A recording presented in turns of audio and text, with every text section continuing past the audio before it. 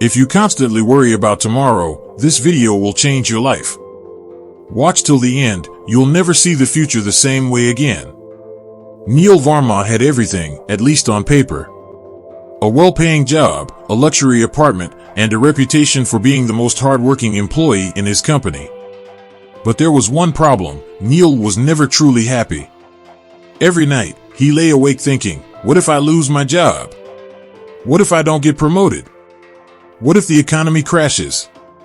His mind was always racing, planning for every possible disaster that might happen tomorrow. One day, his company announced a high-profile project. The employee who handled it best would receive a life-changing promotion. Neil wanted that promotion more than anything. He skipped meals, canceled weekends, and worked obsessively, making sure nothing went wrong. Then, just 3 days before the final presentation, his phone rang.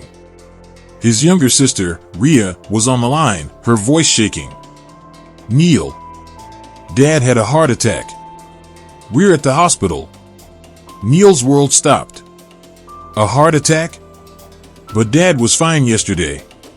Panicked, he rushed to the hospital, only to find his father lying in bed, looking weak but smiling. The doctor said, he's stable now. But the stress of constantly worrying about his business finally got to him. He never let himself rest. Neil sat beside his father, holding his hand. "Dad, why didn't you take it easy?" His father chuckled weakly. "I kept thinking, I'll relax once the business is stable. But son, there's always another problem waiting. If you don't stop and breathe, life will pass you by." That night, as Neil stared at his half-finished presentation, it hit him: he was becoming his father. Always thinking about tomorrow, never living today. The next morning, he did something unthinkable. He told his boss he couldn't take the project.